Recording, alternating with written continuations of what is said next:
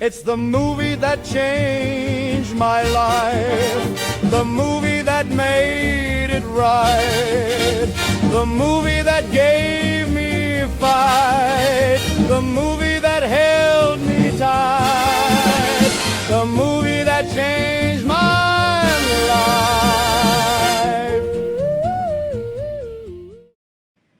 What if a movie didn't just entertain you, but it actually changed you? We've all got one. We've all got that one movie. So each week, we have a guest come on the show where we talk to them about those movies that made a true impact on everything they do in their lives. Today's guest is Gary Snoonian. He is a Massachusetts native. He moved to LA 25 plus years ago. He's a producer and production executive working mostly in television, comedy, and late night. He's produced for Chelsea Handler, Taylor Tomlinson, Pete Holmes, Ross Matthews, Patti Stanger, Derek and Julianne Hough, and many, many, many others. Everyone, please welcome Gary Snoonian. Gary, thank you. Thanks for having me, guys. It's a pleasure to have you. So Gary. Yes. I have an important question to ask you. Uh-oh. What is the movie that changed your life? I'm going to talk about American Graffiti today. There it is. Never heard of it. Never heard of it either. What is that? Never heard of it. Well, I hadn't either. I mean, I remember going to the drive-in and seeing Grease, and that was like a thing because my mom thought it was too racy. And then, like there was some adult themes in it. And then I remember, so like I was, what did Graffiti come out? What, 73, I think? So I was like 5 when it came out first run. And I know the first time I saw it, I don't remember where I was or how. It must have been on TV, God knows. It made no impression on me. I just was young, but I was like, when like you grow up and you're like, okay, Ron Howard is in Happy Days and that's it. And then you see an actor in something else and it sort of blows your mind. Like when you see Ship from the Three Stooges in like a Abbott and Costello movie, you're like, wait, no, the world doesn't work like this. So the only thing I remember the first time I saw it was, it's like, wait, I've seen Jaws. Why is Richard like, and then like, wait, that's Shirley from Laverne and Shirley. Like, wait a minute, I just saw Star Wars and there's like, Han Solo. Like it was like totally blowing my mind. And I thought it felt like Happy Days, and I just was like, okay, whatever. Didn't make much of an impression when when did Grease come out? 77 maybe, or 78? 78, I think. Yeah. So I was maybe like 10 or 11 when I saw it, and at the time, it just really made no impression. But go ahead. No, I was just like my favorite part of Grease is when Jeff Conaway goes, "How did you get the money? How did you get the money?" God, I don't remember that one. Yeah, during Grease Lightning. Come on, Ian. Really? I've seen it. I haven't shown my kids yet. When I do that, I'll remember. Point out that part. Though I have to say, I had never fully seen this film, and I know we're not necessarily here to talk about it. I've never seen the whole movie. I've seen parts of it. So I watched it today with one of my sons. They're both going off to college for the first time this week. And it hit perfectly, like holy perfect timing. Yeah. So I think it's actually going to help him deal with that move a bit. But what is it about this movie? Because when did you see it when it truly made an impact? So if I can back up a bit, because I know your guests back up. Okay, so I grew up in Lawrence, Massachusetts, right? Okay. And, it's not like super unique, but it's a city, where like, you kind of do this, like you kind of just follow in the footsteps of what's your family's destined for you. I mean, it's an immigrant city. It always has been. It has a very long immigrant history. And, you like whatever your dad did, you kind of did. There is a really strong sense of like, not, what are you putting on airs? Who do you think you are? So it was just kind of like, if your dad had a cement company, guess what? You were going to work in the cement company. If your mom was a hairdresser, you were probably going to work summers at the salon. And, and fitting in was like, again, not unique to Lawrence, Massachusetts, but it was definitely, fitting in at a young age was like important. It's important to kids, and I was a terrible athlete. sports was like not a thing. So I didn't have that to fall back on. I was really smart academically, and I got a lot of praise for that. But like, you know, it didn't do me any favors really making friends, you know, and I had no attention span. I mean, looking back, Jesus, I would, if it was today, I'd be diagnosed with like ADHD, I'm sure. Oh, because the cell phones and everything just. Oh, I mean, I remember at the youngest age just bouncing around, just kind of crazy. But like, you know, I was kind of like a loner too, like not in like a bad way, like not a misfit. But you know, I didn't have sports. I didn't have like, you know, some of that traditional stuff, and being smart kind of, and by smart, I mean like good grades. Like, I wasn't like, you know, a genius. Like, in the back and shit like that. So like I read a lot. I was like a voracious reader. I burned out my library card every week. I got the maximum number of books and sat and read and read. I was sick a lot too as a kid. I got to remember that. I had a childhood asthma, which kind of kept me in bed a lot and in and out of the hospital and stuff. And that made the sports decision for you. That alone. It kind of did, yeah. And then, so, you know, I read a lot. I had like a massive Lego collection. So I would do these elaborate like Lego kind of scenarios, and I would read, you know, Mad Magazine and Cracked and Grossest Book of World Records. And, you know, we didn't like music. My dad was like, he didn't like when we played our music. So we had to like listen to like his music and shit. What was his music? Oh God, you know, boomer shit, like, you know, Sinatra, Henry Mancini, Sergio Mendes, you know, some musicals, just kind of, you know, whatever. But I would get, somehow it was okay for me to own comedy albums. So I owned a shit ton of comedy albums, and I you know, memorized all of them, like George Carlin, Mel Brooks, Carl Reiner, Bill Cosby, Dangerfield, Gilda Radner, Joan Rivers. Like I really kind of love that. It kind of just got me through, because comedy is, you know, one of those things, like you can hold up with it and it makes you laugh and you just kind of forget about everything for a while. You know, we didn't have like a ton of money back then.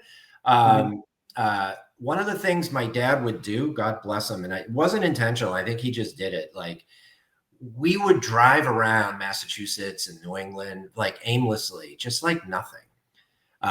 Not going, like maybe we would go to like some weird generic place at the end and then whatever, but just to explore, or I don't know, you know, it was probably his way of just getting out of the house and clearing his head, you know, but just being in the back seat and looking around like at these road signs and like, oh wow, what's this town and where does this highway go? You know, it kind of leaves a mark a little bit, and it just gets you out of that. It got me out of that, like, you know,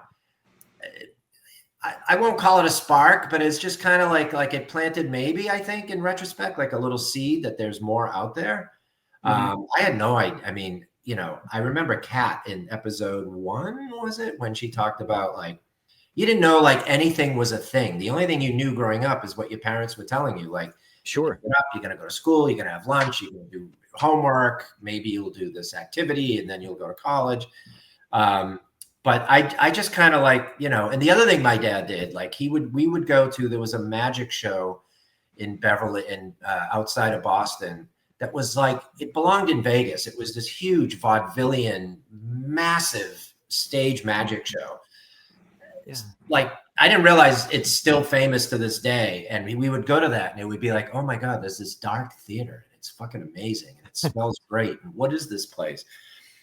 He would take us downtown and we'd go see, like, he took us to see the Fantastics and You're a Good Man, Charlie Brown. And I was kind of like, wait, I kind of know Charlie Brown, but this isn't the comic book. It seems kind of serious. I don't understand what the dialogue is really, but it was like a dark room and I could tell, like, you know, it was unfamiliar, and it, you know, that dusty smell when you're in like a theater, and I'm just kind of like, okay, you know, I kind of feel like something. And, you know, and I started like being the class clown, and I could get away with it because I could like fuck with everybody, teachers and everything. But I'd be like, oh, but I get A's, and no one would believe that I would be getting in trouble. So I could get away with like everything. And I would write parody songs and like just stupid poems. And I would create like scenario, just like, I remember seeing Willy Wonka and loving that movie and being a lifelong Gene Wilder fan. And after seeing it, I said, I'm going to make my own Willy Wonka. So I hid chocolate all over the house. And we had these linoleum floors, and I took like this blanket and I made it like the boat. And I dragged my brother and sister because it would slide. And I dragged them all around the house like it was a tour. Are you the older brother? I'm the oldest, yeah. Oldest, and, okay. You know, I made this whole fake golden ticket thing. So I'm like, you know, I don't know. This kind of feels good. This is kind of like filling the void of just being like the, you know, the class clown. And, you know, I had another, my dad's best friend kind of fancied himself sort of like a, you know, like part of the intelligentsia. And he would take me to like, me and his son to like the Brattle Theater, which is no longer there, and the Coolidge Corner is still there, and the Orson. The Brattle Theater's not there anymore? I don't think so. No, I think it's been decades. Oh my God. I know. And we would see like, you know, Fellini, we saw Amarcord, and we'd see Woody Allen films and Mr. Ulo's Holiday, King of Hearts, another film that I just love that was just funny as shit, you know, and it just kind of broke the seal that like it was okay to be different, like, and to like other shit. Like you know, my classmates and stuff, like I just remember sitting there like maybe junior high, but like maybe like high school, and they'd be debating music. And I remember them arguing like, who's better, Van Halen or Aerosmith? And I would like literally, I didn't like either one of them. And I'm like, no wonder I don't like It's not that I didn't like music, but like if liking music means you have to debate stupid guitar player shit, like, I don't know. I'll just stick around. I'll listen to fucking Bill Cosby all day long instead of that. Was your family artsy? Because no, it sounds, anything but they introduced you to stuff. Nope, nothing. I think my dad, I don't think he did it. He didn't do it with like direct intention. Okay. I think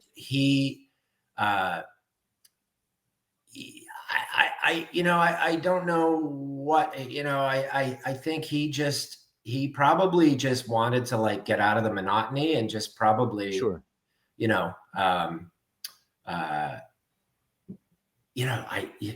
wish it was clear to me kind of why he did all that. But he didn't own a cement company. That was no, he was a contractor though. I mean, after okay, a lot of other weird things, which I won't go into, all of a sudden he hooked into a company that did asbestos removal.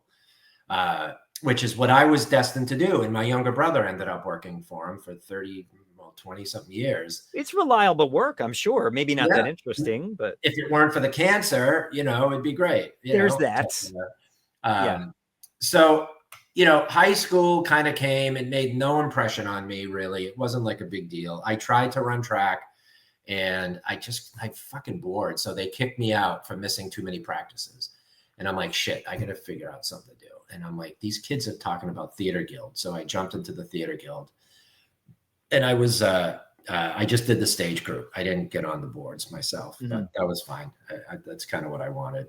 And then, you know, something kind of clicked at that point. I was kind of like, you know, like this weirdness feeling, like this is an outlet.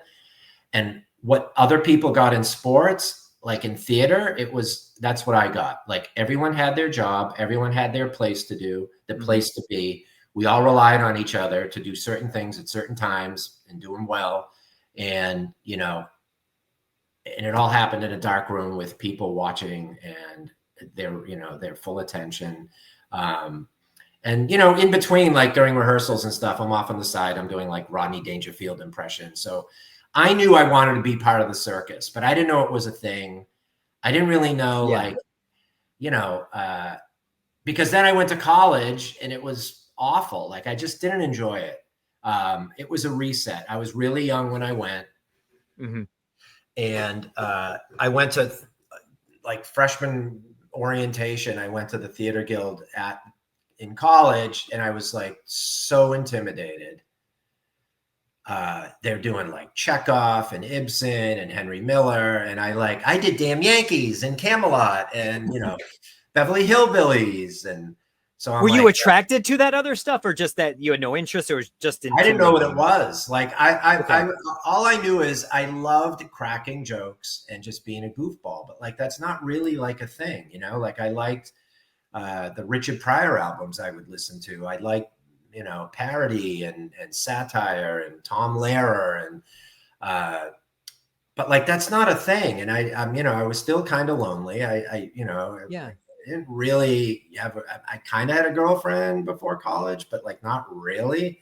And you know, there's this like, you know, so I went to Tufts, right, for undergrad, and like most kids from Lawrence don't go to Tufts. Like Tufts was all these like relatively wealthy New Yorkers, Long Island, Connecticut, you know, like Florida, New Jersey.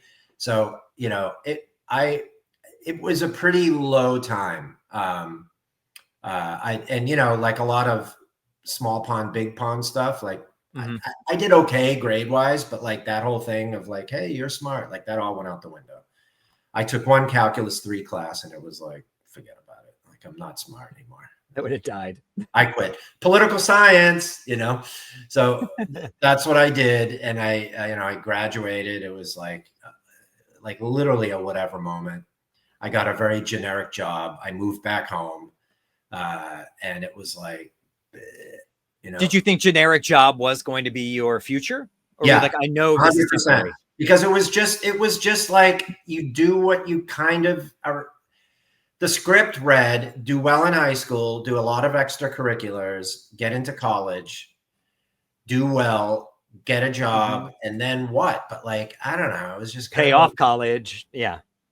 You know, like I guess, right? Like I was just floating along, and not in like a good way. It was just kind of like, I don't know, wake up, keep going.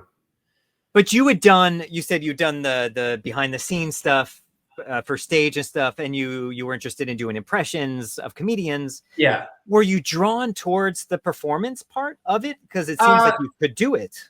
A little bit. I mean, I kind of was, but okay. Not like as like a super primary thing. So, you know, I'm living at home and I'm like, you know, I got to get out of here. And I ended up kind of leaning into the political science thing. And I went to University of Michigan and got a public administration degree. Mostly I needed to move out of Massachusetts. I needed to get the fuck out of town. And I met, you know, and public service was something I liked. You know, I was drawn to it because there's a lot of element of like performance and producing and glad handing. And, you know, you got to like talk a lot and get people on your side for things and convince people and writing. And so, you know, I grew up a lot for those 2 years, you know, and I kind of got like some sense of self. I got, you know, chastised for being a class clown. And there I am, like 23 years old, and people like, Jesus, Gary, enough with the lounge act, was like literally what they told me. You know, I was one of the speakers at graduation, and I did a whole Karnak thing, and people are like, oh my God, like what? Like, you don't know who Karnak is? And it was like, all right, whatever.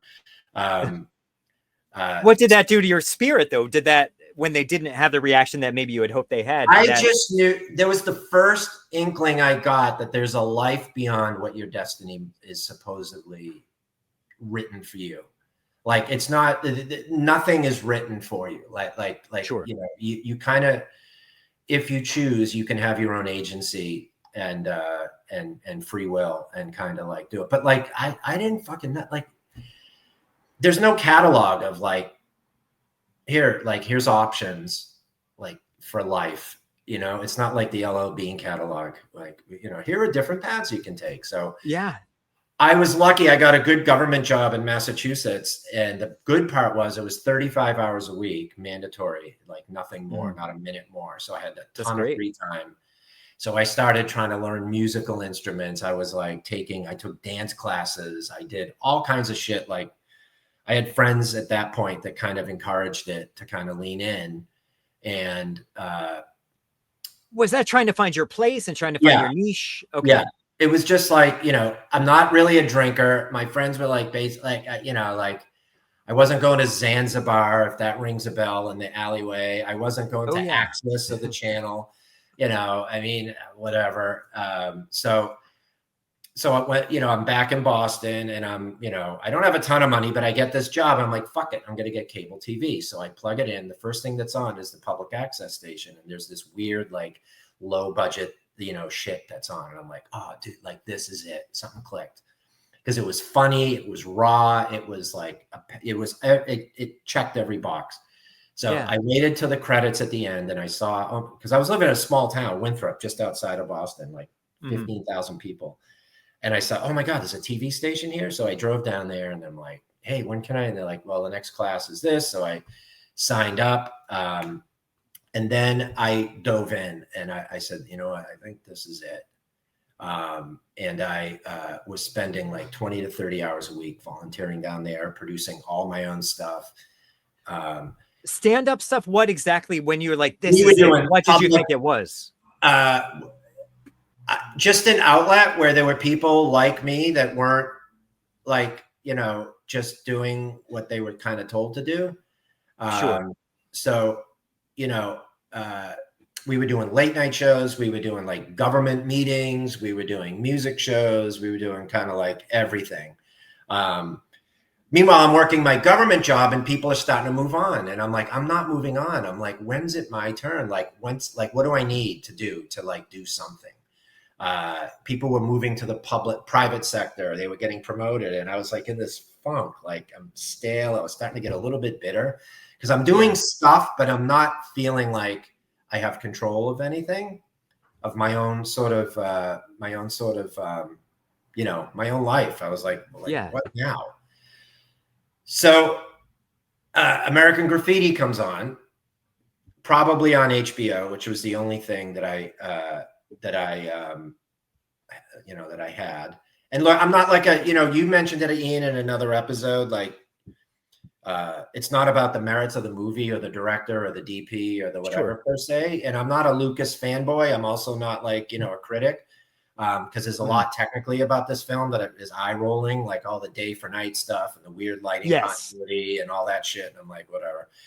But it hit me. I don't know where I was specifically time wise, but I know it was at my apartment and it was on. And, it was the first film I saw that took place in real time, that rolled out like it was, hey, this is one night. I immediately felt the sense of urgency. And it really hit me in like the FOMO kind of bucket, like with, like what better setup is there than the last night before college? Like that is that is a time worn, like really reliable premise, I think, in a lot of ways. And the urgency thing really hit me because I was feeling like very stuck. So like all of a sudden here's this like group of characters that is urgently trying to have some sort of experience before they're at that crossroads, whatever their thing is. Right. Yeah. And that town, especially, I didn't really, like every town is sort of the same despite what we want to believe, but the notion in that fictional town that, that you're supposed to just do the same things. Like you go to high school, if you have a decent head on your shoulders, like Ron Howard and Dreyfuss had, you're getting on that plane, you're going east to college. That's it. Like, that's just it. And then, and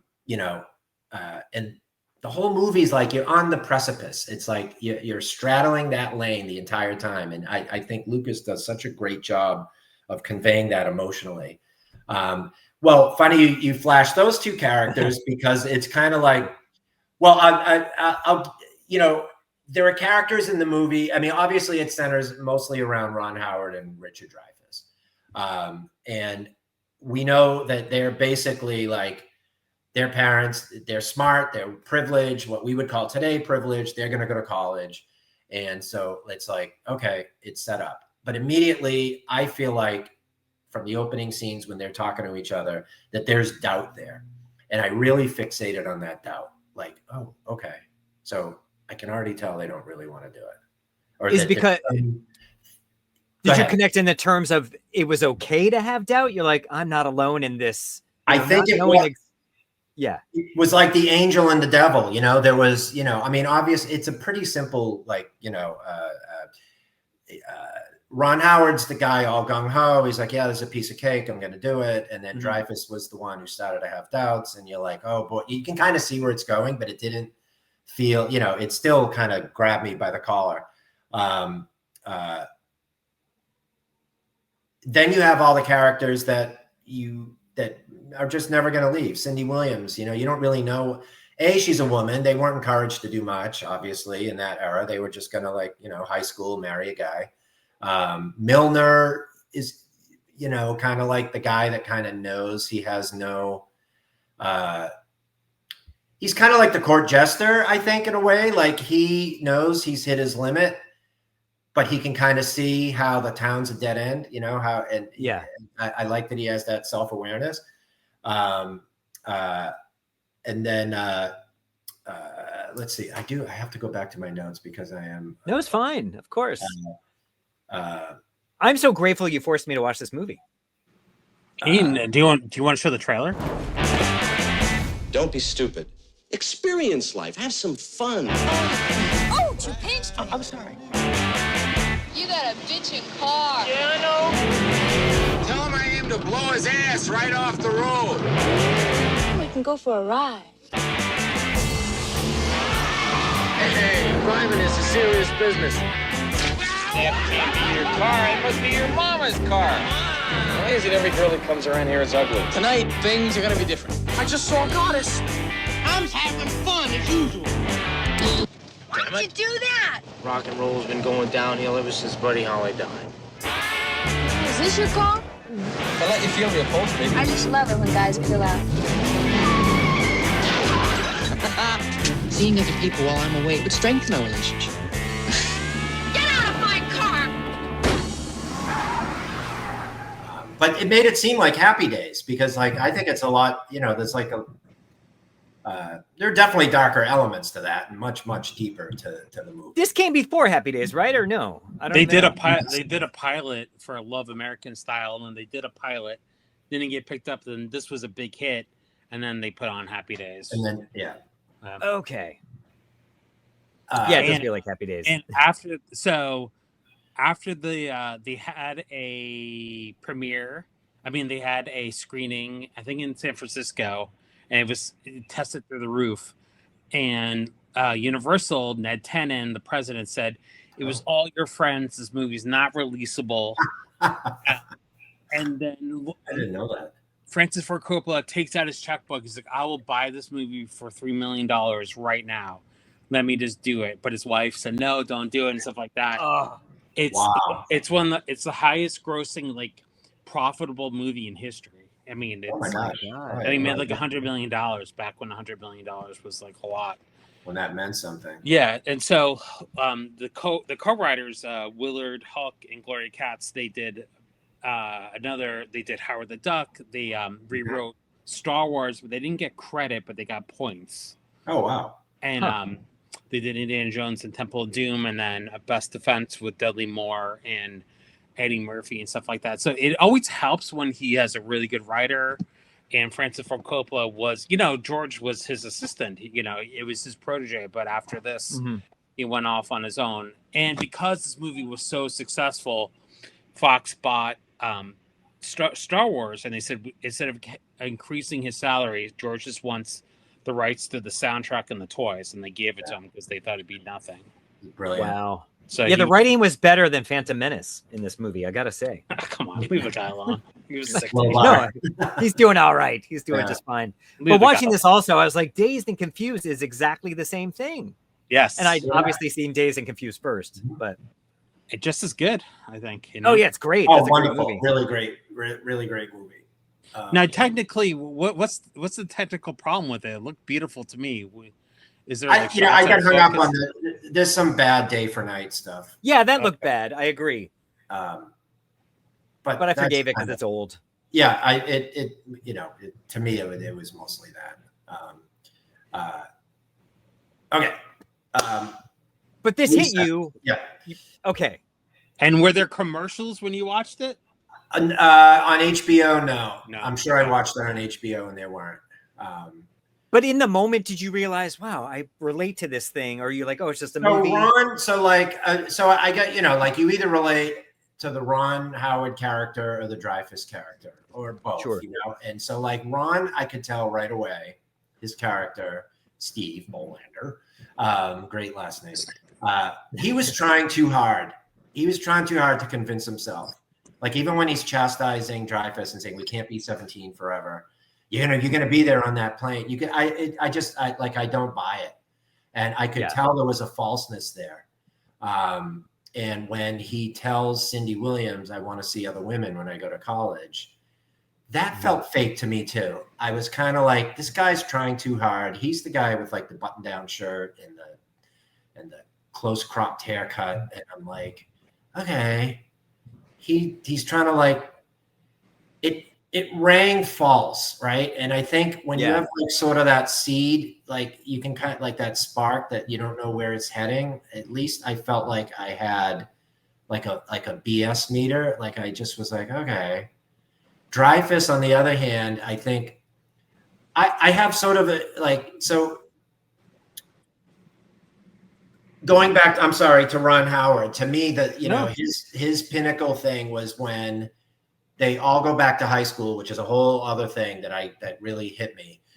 During the dance, when he dances with Cindy, they go handheld and go like extreme close up. And I can't say it's the only handheld shot in the movie, but it might be. And he goes full like verite and this lens flare and she's crying. Yeah. And it just kicked me. And I was like, wow, like you just know now he's flipped. Even though technically he waits to the end during the car crash. When Cindy's like, don't leave me. He said, I'm not. But I think he knew right there he was never going to leave. And when I experienced that, I was like, okay, whatever else might happen. And, you know, no offense, because I've been happily married for 26 years and 2 kids. All right. But I remember, like, I'm not going to let a girlfriend like derail. And that, you know, if I had a girlfriend serious in high school or college, I just would have been game over. Like I just would have done, like, it would have been game over. So I'm seeing Ron Howard give in to Cindy and it's like game over. Dreyfus, to me, his is almost like this mythical quest, because I have a theory that Suzanne Summers didn't really exist. And like, it was like almost a, you know how like when you grow up, right? Every neighborhood has this like mystery house or this mystery person that has a legend about them. Sure. And it's probably not that, but you build up this history about like the old lady that poisons dogs and she lives in that house way up on Cedar Hill. And then, you know, the guy at and I think, you know, I mean, I think Suzanne, you know, she was real, but I think Dreyfus created this mythical, like he was like a, you know, I think he lived in his gut. Like he lived more emotional and he was looking for some fantasy to kind of drag him. An excuse to stay. Yep. And it was, so I think she was sort of like fake. She was a mythical creature. And then of course, you know, the scene that also just makes me stop breathing in a good way is the Wolfman thing. Is he's just wandering around and he ends up at the radio station. And, you know, their interaction's funny as hell. The popsicle lines, I dropped that line, like, you know, a lot of time, like you're just sitting here eating popsicle. But without any dialogue at the very end, when he's going to leave and he's just staring through the you know. And he sees him. Yeah. And there's no dialogue. And then that's his moment where he's like, yeah, that's it. You know, that's when I think he knows that he has to, whether he wants to or not, he has to exercise his agency and be what, you know, and take the path of not least resistance. Yeah. And I think that's when it also clicked for me. Like you can say like, you know, maybe like you're, you know, like people say, follow your passion, do this, do that. To me, it's kind of a crock because like, Curtis, you know, Dreyfus's character, you know, as it's kind of also telegraphed at the end, you know, it's implied that he, you know, dodged the draft because he was living in Canada. A writer is not an easy path, but he knew he had to do it as hard as it might be. I mean, to be a very, to be a writer in the the early days of Vietnam, and then eventually dodge the draft. God bless him. And I think that, go ahead. I was just going to say, but at the time for you, when you saw this, you had the government job. And you were hoping maybe that job would just make decisions for you, is my understanding. And it was happening for other people and getting clear for them. But for you, you're like, that's not naturally happening. But yet there's this thing over here that is kind of sparking this itch, which I could try it, but this is the safe choice. So when you saw this movie, you're like, wait a minute. I don't have to go with the sure thing that all those people are doing. Yeah, and that it's not a it's not a smooth path. Like Curtis made choices that were, he signed up for some turbulence. He signed up for a hard road. I mean, it's funny. Like we always joke, "Hey, would you rather be selling insurance?" I think it was funny in the end credits where Steve Bolander is selling insurance in Modesto. Mm-hmm. It's like the cliche. It's like a mother-in-law joke, about selling insurance is like the cop-out in life. The high school stuff hit me because it's kind of like, like the last night before college, you're going to go back to high school because it's so tempting to just reach out for safety. And I think that always was something that was going to trip me up. I could have easily gone to work for my dad or, some adjunct, something like that. To like go to the precipice and then say, no, fuck it, I'm going to grab back on to the safe choice. So they all go to high school. They go back to the high school building for the dance right before. And it just was, because you're just on that. And I dropped my kids off at college. It was emotionally the hardest day I've ever. We said goodbye to one day our senior year. And it was, it's gut wrenching.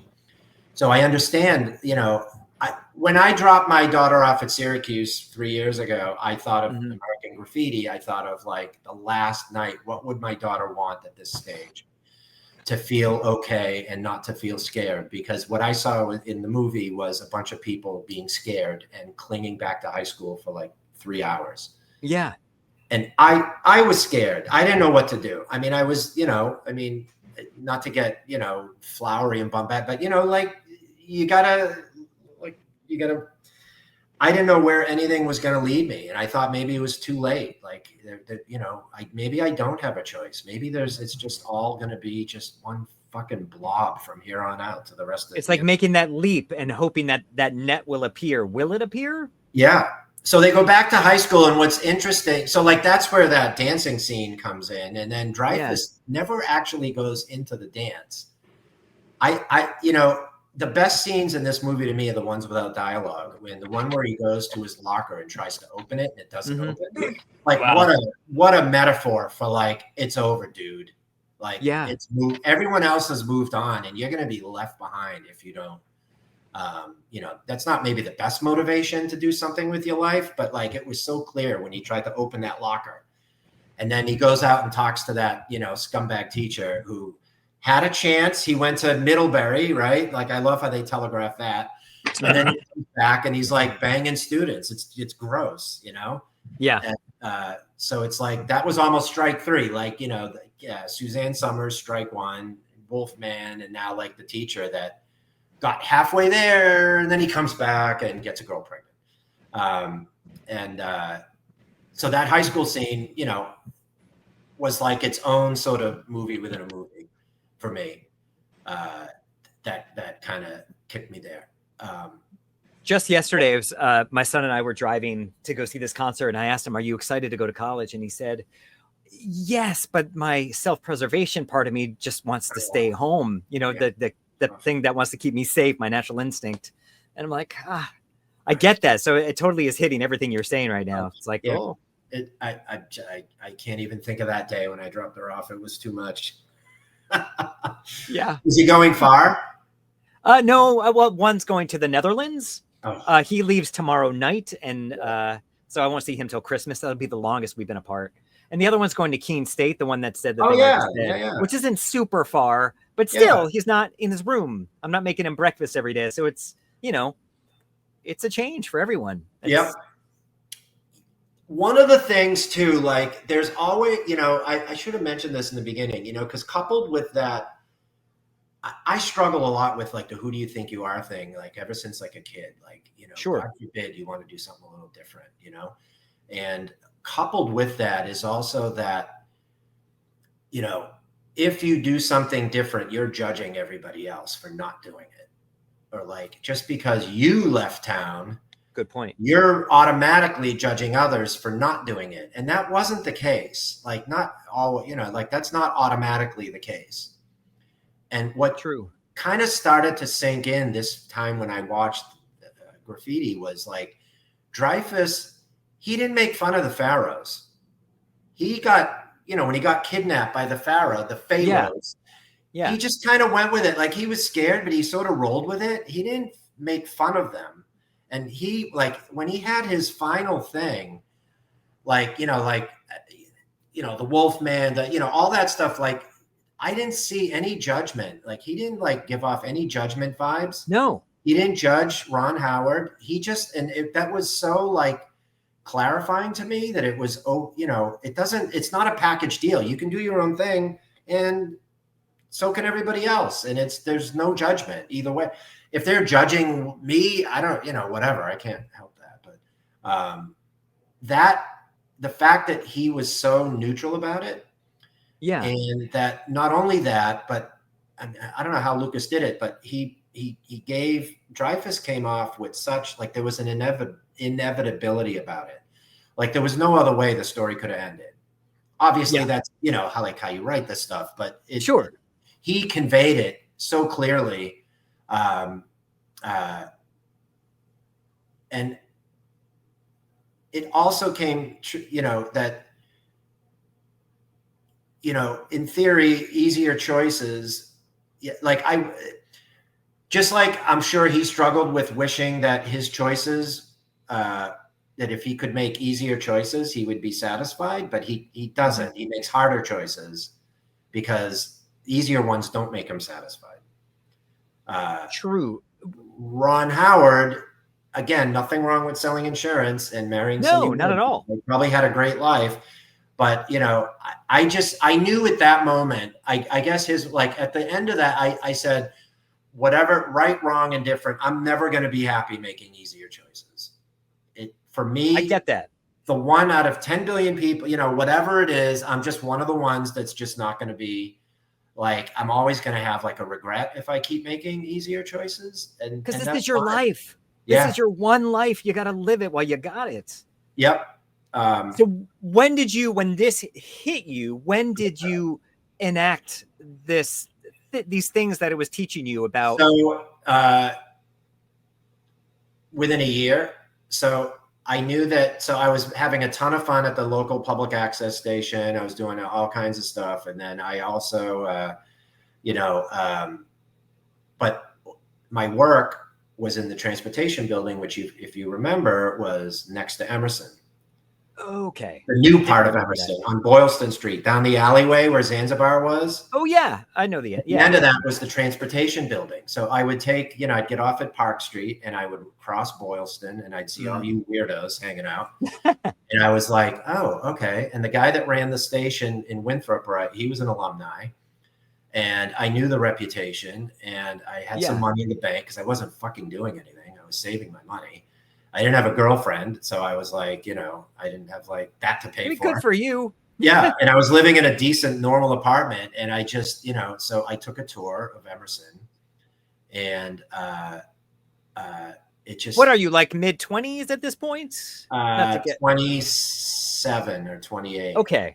Yeah, and I'm just like, yeah, this is it. I'm just doing it, and I just applied, and just study what? Television, just flat out VMA, television media, VMA, whatever that, visual media arts, I think it was. And what did you want that? What did you see that doing for yourself? I wanted to work in so I wanted to be the circus. I wanted to join the circus. So mostly live and live-ish, audience shows and comedy and performance and, kind of the, like sort of the multicam, What I loved was putting a team together, getting something up on its feet, and executing it in real time, and sort of the going back to that sports analogy too. Like everyone has a job, everyone has a place, and you all have to do your job at the same time, do it well, and then if you do, this awesome thing comes together. And this seemed like a tangible thing. Obviously, you're going to school for it, but it seemed like something that you could actually take and pursue. I did it on a flyer. Like I didn't think it was going to necessarily lead to LA, but I kind of knew it was inevitable. I had to do something. There wasn't anything else, occupying my. Did you drop that other job? I did. Yeah. There was this other thing. I don't even know if I want to talk about it. It's so corny. Tell it. I don't know where Bill went, by the way. He just disappeared. Yeah, I hope it's just a connection. Power outage, I hope. Yeah. So despite what I said, I enjoyed that job. I like government, being in public service was kind of fun. And Massachusetts, it's like, it's like being in it's a sport. It's, it's legendary, some of the characters. My friend's sister was running, she was in Boston City Council forever, and she was fundraising to run for mayor. And my friend's like, come on, Gary, come on, we're going to do a fundraiser. We're all going on a booze cruise. And I'm like, okay. And I'm not really a drinker, and I'm not Irish. And so I go on this booze cruise, and she's from Southie. And it is like a casting call for Good Will Hunting. It is like wall to wall. And it was, and I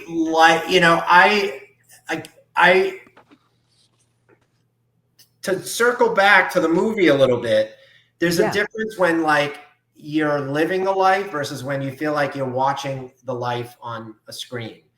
So I was on this booze cruise and I'm watching everything unfold, but at the moment I was like I'm kind of like watching it as a movie. Like I'm not in this world. Yeah. And the captain stopped the boat right under Logan Airport when the planes were flying over, and the planes were like 40 feet over your head. Your ears were exploding, and everyone was going wild like it was some ecstatic thing. And louder than the planes he was playing that awful Dexy Midnight Runners song, Come On Eileen. Love that song. I don't know if you'd love it. The fifth time he would play it. Maybe not. Planes are flying overhead, and all these Southie people are like, buzzed, going crazy. They're loving it. And I'm like, I'm watching it like it's on a screen. I'm like, I can't do this. I love God bless. Some of the women are cute, and boy, maybe I wish I was going home to a girlfriend, but like, oh my God, I can't do this. I can't. If this is what staying in government is, like I have to become sort of like one of these lifer BC type. Watching the planes. Thinking it's like the greatest thing since sliced bread to have these loud and then Come On Eileen and fucking. And so that was, I think, in September. And then I quit in November and started Emerson in January of 97. And was that scary for you at that point? Or were you like, okay, I've learned, I think I'm doing the right thing? I'd say it was, I didn't have a lot to lose except money and time, because I could always probably do something if I kicked out and quit. But you had a bit of a cushion at that time anyway. I had some cushion, thank God, at that time. Yeah, for sure. Yeah. And was going home to Lawrence ever a backup plan? No, we moved out of there when I was in high school, but still everyone, we just moved to some other silly suburb. That's where Emerson was supposed to be. Yeah. Lawrence? Yeah. Really? You didn't know that story? When I got there in 94, the plans for it got thwarted. It was crazy. It was a big Thank scale. goodness. They want to sell all the brownstones and start. They would have made a fortune if I guess they did that eventually anyway. But yeah. And no offense to Lawrence, I've driven through many times on the freeway. Yeah, I'm sure. Yeah. I always, when people are like, where are you from, Lauren? And they're like, oh, I'm from wherever. I'm like, well, your people came to my city to buy drugs to go back to your city. Oh wow.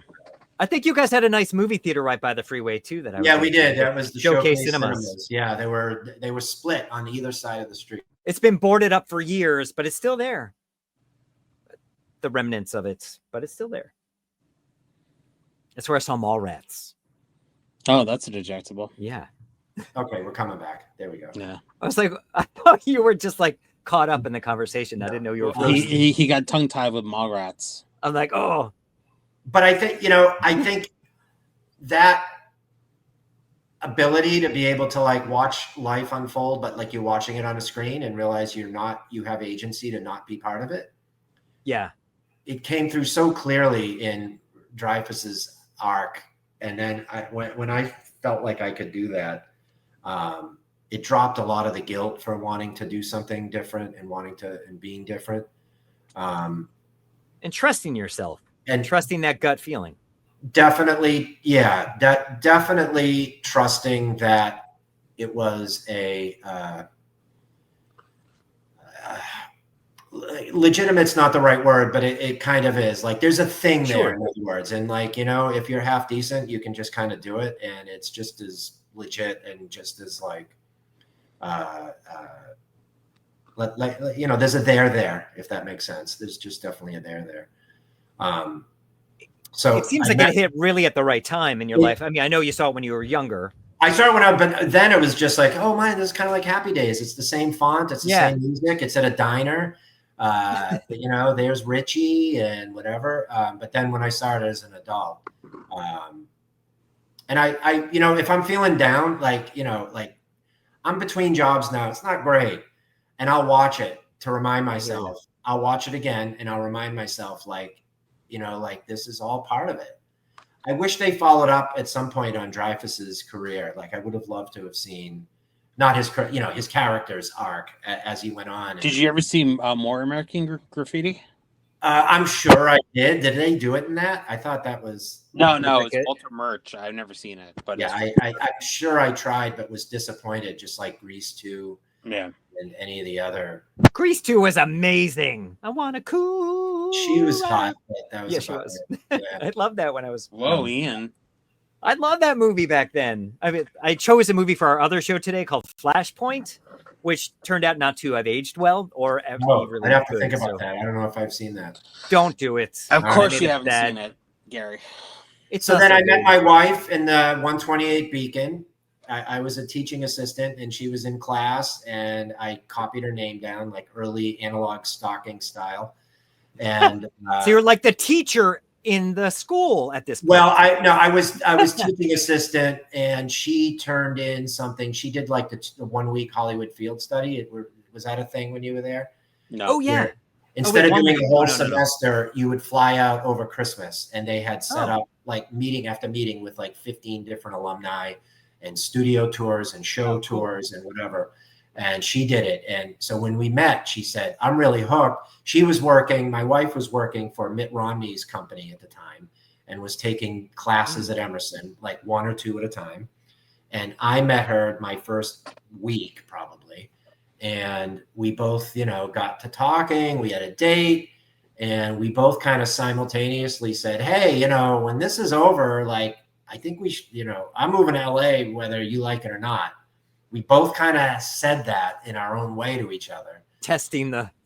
I think we were testing. So in a way it was sort of like, am I just saying that like Ron Howard's saying to like Cindy? Like, do I really believe it? Yeah. Because I still like identify with the Ron character. Like he's trying to convince himself. But, I think at that point it was inevitable. And we graduated, we did the Evvies, it ended, we walked the next day, we got married a month later and then moved a month later. And that's all she wrote. We have like the same exact story from Emerson. From there. Yeah. Because you met your wife there. Yeah, I did. And then we were just like, we should just get married. And then we moved to LA like right away after we got married. And and that's wow. Even today, like, like to me, it was just not like, I think, at the end of the movie, I can kind of see in Dreyfuss, like there's like this settling down when I think he knows it's inevitable. And I think it's curious that, well, I love the fact that you don't even see the parents until the last scene. And there's only like one line, and you could tell Ron Howard's throwing the towel and he goes, yeah, I'll see you next year. I'm definitely going to be there. And I think it's kind of cool how, they put him on a plane and he's literally like so detached physically. You know, the plane is both real detachment and then like metaphorically too, because now he's so he could see everything. And seeing the car, his friend's car. Yeah. And now it's from like, you know, it's from way on high, and it's like, yeah, this isn't real anymore. Like it's done. Like it's over.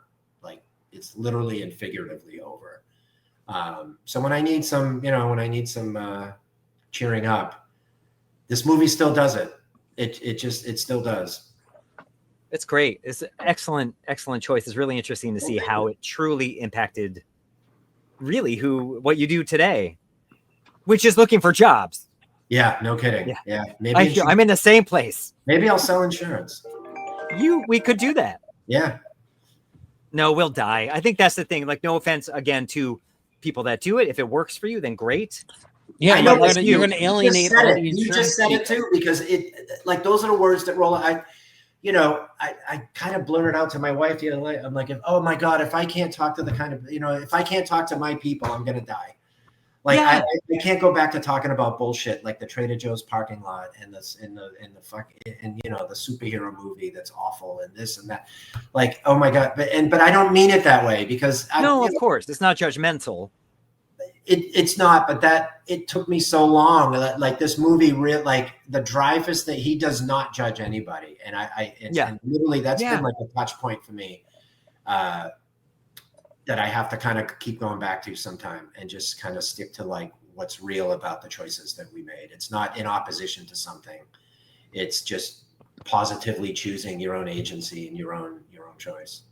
And those, our choices that we've made, this wacky business could be just as suffocating for them as us thinking about doing what they do. Oh, people they're like, oh my God, I'd have a heart attack if I had to look for a job every 6 months. Yeah, I get that. I know, I get it. Yeah. Yeah. But what else can we do? Thank you for doing this. Is there anything else you want to share? No, this is wonderful. Thank you both. Boy, I love all the franchises you guys have. Thank you. Thank you so much for tuning in and sharing your time with us and sharing your story. Great movie pick too. Totally recommend this movie, everyone. Watch with your kid. And it's on Netflix. It's on Netflix for free. Good luck the next few days, Ian. Thank you. Yeah, I'm a little, the son that's going away to college on Wednesday, the one to Keene, he left for college last fall, but broke his arm and got mono in the first 2 weeks. So I was like, yes, I was so happy he came home. Yeah. It's not going to happen this time. Yeah. Oh wow. It's a milestone. Yeah. Well, it's. Right. I think I'm ready. But anyway, I'll have more time for this stuff. Thank you, Gary. All right. Exactly. Cheers, Thank guys. you so much. Happy Find Sunday. it on Netflix. Everyone, like, share, tell your friends. Yes. And check out Gary on IMDb. And Gary, hang around for one moment. Yes. Bye, everyone.